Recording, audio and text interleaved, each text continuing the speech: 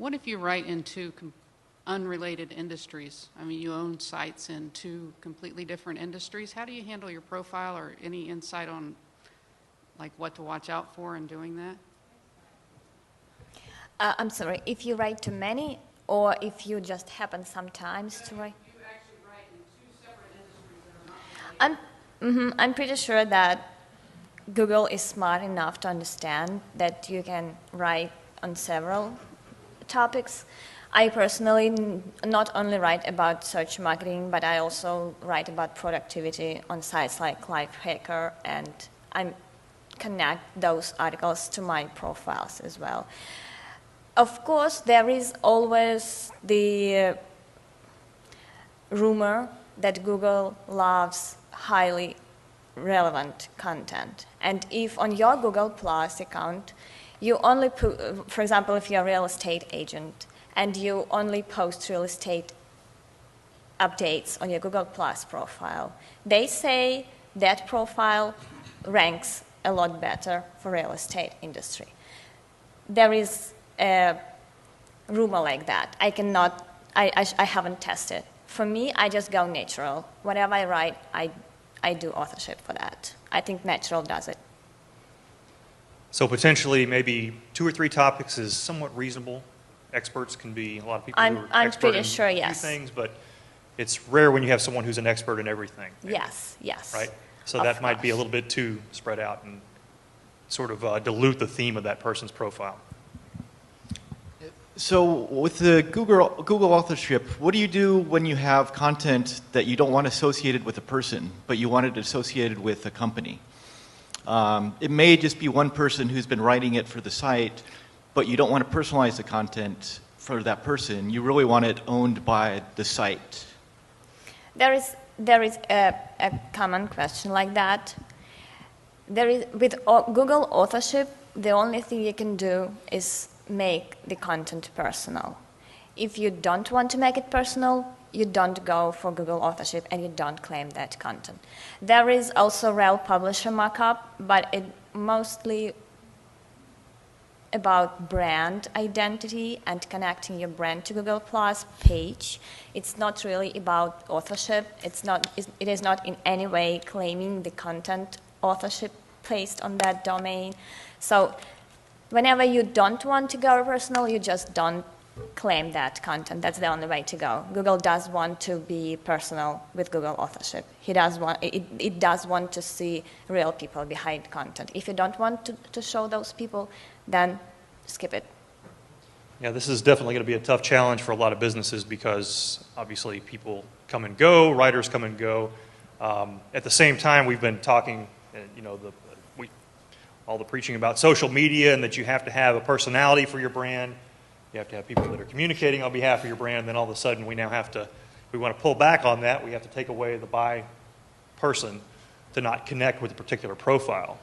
Also makes it harder for many companies to hire writers, right? They're trying to they use freelancers, and now all of a sudden that person's expertise in a B2B space is also mixed with their expertise in some other tangential topic, and it seems incongruent. Any other questions? There we go.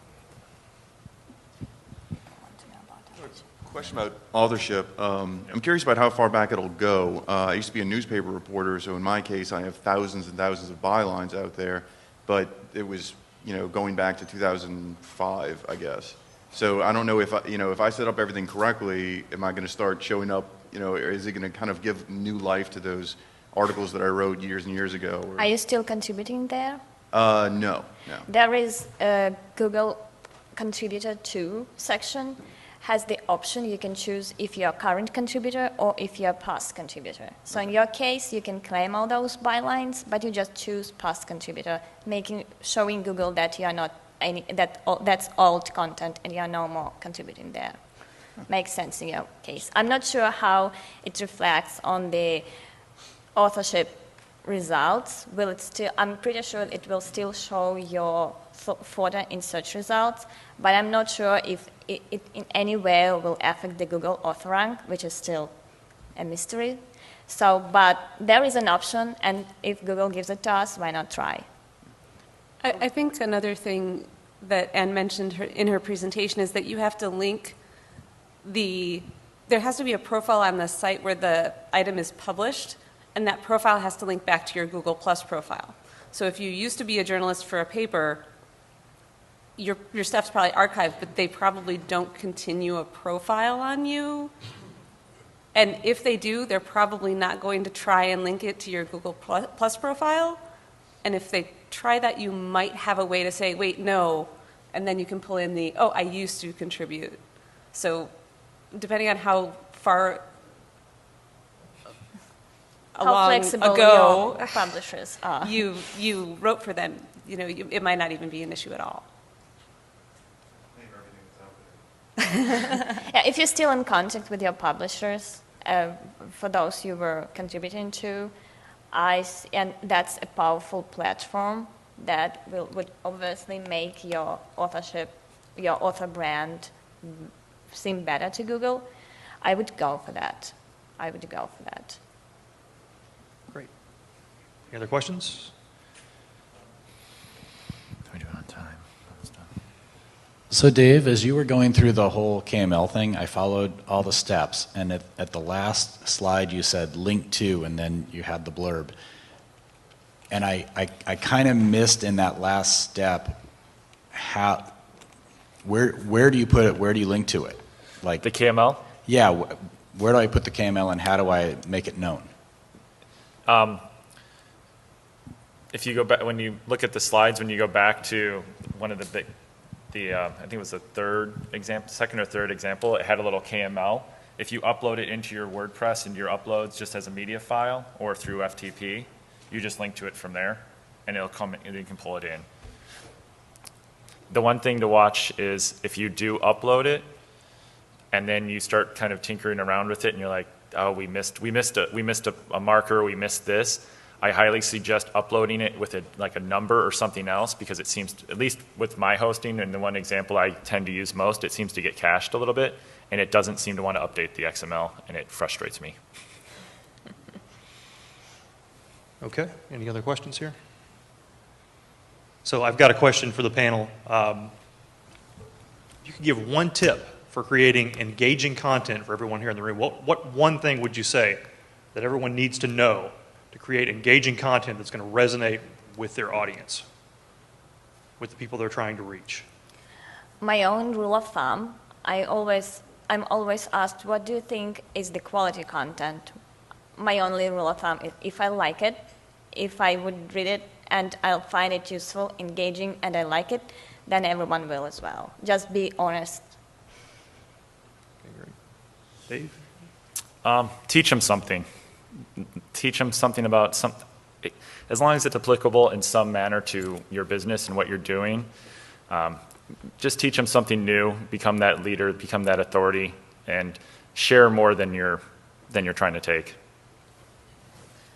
Mine's going to be know your audience and stick around for the next session because I'm moderating the next session. I don't talk that much, but it's all about content planning and content strategy. Great, that's a great point, and not to take away from the next panel, but could you elaborate a little bit on that? How do you go out and try to know your audience better? Do you use any particular tools? Is it a lot of process of thinking and analyzing your audience and gut? How do you approach that? Well, there's quite a few ways to do it. First of all, any communication that your customer does with you, whether you have a forum, a publisher site, a retail site, you're interacting with your visitors on a daily basis, or at least you should be getting emails and calls. If you're not getting emails and calls, then there's a bigger problem than not knowing your audience. Besides that, the direct feedback you get from your audience and your visitors, there's definitely Google Analytics to see what they're doing, what pages they're going to, how they're moving through your site. Besides that, the last layer, kind of the frosting on the cake for me, is social media. When I see what they're liking both on my social media channels and what else they are talking about, the hashtags they follow, the things that they like, repin, retweet, share. Those are all signals for me of, oh, hey, my audience likes this totally unrelated thing. I can use that somehow. Put a pin in it, put it in your notes, and sooner or later you'll have the time to actually create some cool content surrounding that one little fringe idea. David, do you have any ideas on that as well? How do you normally find things about your audience? How do you research your audience? How do you find out what they want and how you serve their content to them? Who here has a sales team or customer service team? How often do you listen to phone calls? I'm not in that department. Our person that's in that department does it weekly. You do? So you do listen? No, but it's not me, but the lady Joy does it. You do have someone?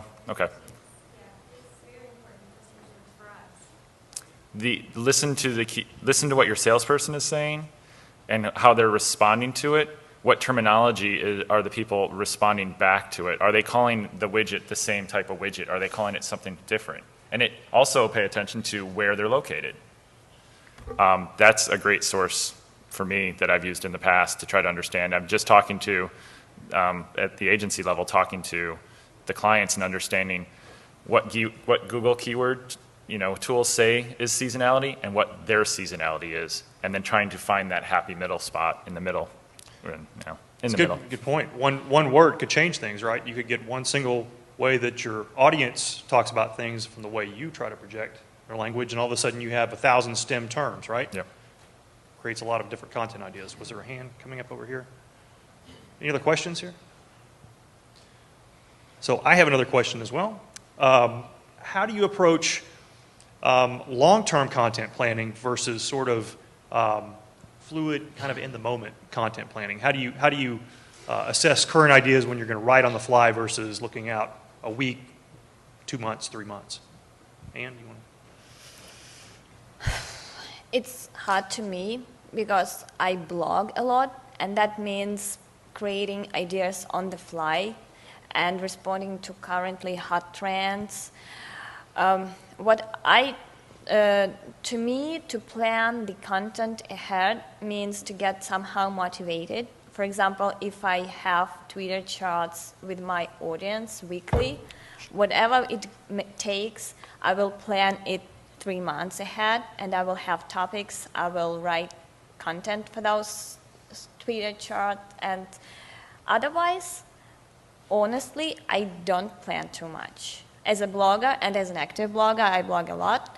I just write them everywhere, always, and even right now on the session. So just always doing that. So you know you're going to be writing. So you're going out looking that day for your topics, and you have a lot of opinions, and you get out there and write about them. That's definitely, there's a lot of talk again about writing about current topics, being fluid, and that's really, I think, what Anne is talking about here is really using her expertise, listening to what people are saying that day, literally listening to the audience as they're going about their business and social networks, and then providing the content. So, Dave?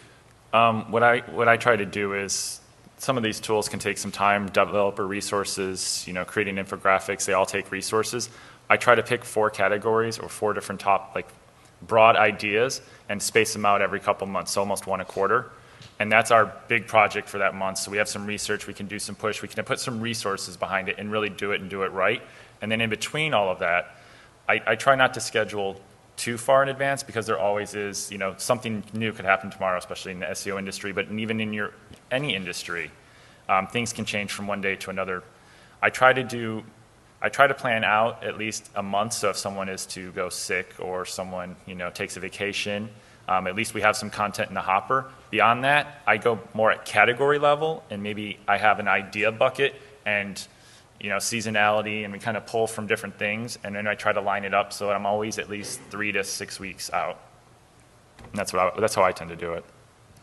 I tend to follow Dave's strategy a little bit more often.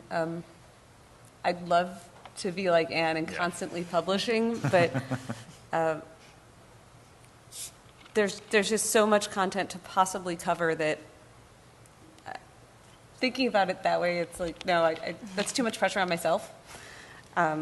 So I look at things a few months out and then a few weeks out. When we have a show like this, for example, it's an event, and that can happen for retailers who are prepping for Black Friday or a holiday sale or whatever. You can create your content and plan it to funnel people to you to prep exactly for whatever event you're planning. So Mother's Day is coming up, so you can start doing all your Mother's Day content. So that's kind of how I look at it. So planned content, sort of unplanned and on-the-fly type content. I think it's fair to state what Ann does, if you don't know what Ann does for Internet Marketing Ninjas, is community management, right? You do community management, and you do social space and communications for Internet Marketing Ninjas, right? So you're definitely in the space, you're on all the time, and you're looking at what's going on. So you tend to be more of have a fluid approach, right, to content versus the planned approach. If I can add one little thing on that, the planned approach does not exclude contemporary or sudden, I'm sorry, my brain's just not working this morning, but sudden urgent content. So you may have your editorial calendar and you may have your blog posts scheduled for Tuesdays, Thursdays, and Mondays, but something happens on a Wednesday and you have to cover it because it's disruptive to your industry. Don't let your editorial calendar prevent you from covering something that is really important in your industry. So go ahead, cover it. Say, editorial calendar to the wind. Cover it, publish. And you can either delay your editorial calendar and then you get to piggyback on Dave's having something in the hopper when somebody gets sick. Or you resume your regularly scheduled programming, you just happen to have some extra content in there, and that is never a bad thing as long as that content is pertinent and alive. And I'm just blogging when I'm sick too. There's also, I forgot to mention it, but just about every day, every month is a national something month, a national something week. Take a look at a calendar. There's at least 5 or 6 other calendars out there, and I actually have an Excel where last year we brought in as many as we could for 6 months, just so as we were planning and brainstorming, we could go, okay, what's in September? What's in October? Which ones make sense? How can we line up that day or that week with a category that we were trying to target? And we can create some different content, but we can at least tailor it to a certain day. It gives us a little bit of an excuse to kind of give it a little bit of a different kind of angle or change it a little bit versus what our competitors are probably just doing the same bland thing that they do every month or week.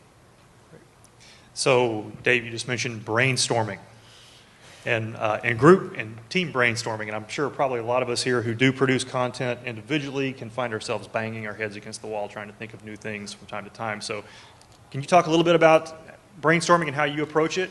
How many people do you get in the room? Which stakeholders do you pull in, get involved? Sometimes I am. Brainstorming was on? Sometimes the brainstorming is just my brain, and some days it's good, sometimes it's bad. But at our office, I'll just go up to a whiteboard, and I'll just start I was actually planning something that's an online, offline event that I want to pitch to the client, and I just started going, okay, Twitter, Facebook, this, how would we tie it in? How would we do this? What are some options? When would we do it? And then I just asked some coworkers, and I said, beat it up. What's wrong with it? What am I missing? And they didn't even have to know the exact topic. They were just trying to look at it just from a bigger kind of idea. And then I take it to the client and I go, what if we do this? Or in your case, it might be your VP or your CMO or something. It's like, how can we do this? Okay, if you don't like that idea, do you like the concept? What can we do this for? Great. That sounds like, to your point, you don't need to have a bunch of topic experts to create the ideas, right? You can set the framework, and you can pull somebody in the hallway in the room and say, what do you think about this? Or you can sit everyone around and have those experts come up with the content. Great stuff. We have several company or publisher sites like for YouTube and other things. And one of the things that I've just noticed this week is like on our YouTube channel, we've got lots of authors because we're looking to promote lots of authors. But YouTube, I realized, just decided that the entire channel was owned by me and said, don't you want me to put your name on all of these? And I'm like, no, they're not my picture. So are there any tips or techniques for kind of helping Google distinguish, especially in YouTube, because that's what I'm thinking about.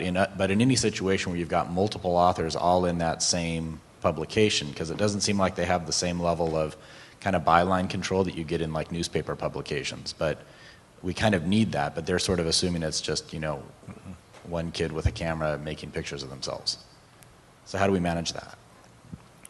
Any thoughts? That's a great question, and I don't think Google is really ready for that, because right now they are forcing people to personalize their channels. I've seen that a lot. I didn't want to personalize mine as well because it was for business one. And you can claim the authorship of your Google author, of your YouTube channel as well, but it will still be tied to one person. So to answer your question, I don't know. I don't think YouTube supports that really well. The only hack I can think of is in your description, link to their Twitter, link to their Facebook, link to them and their channels, and then at the very end, you can suggest other ones. Drop if it's one or two, if it's just that author, bring them in, and then also suggest one of your own. And I think that's the only hack right now, because I don't think Google has figured out that you can have, you know, especially most videos now that you'll see, it's a whole bunch of YouTubers and there's 5 of them, but it's the one person that puts it up on their channel, that's who gets the credit. Yep.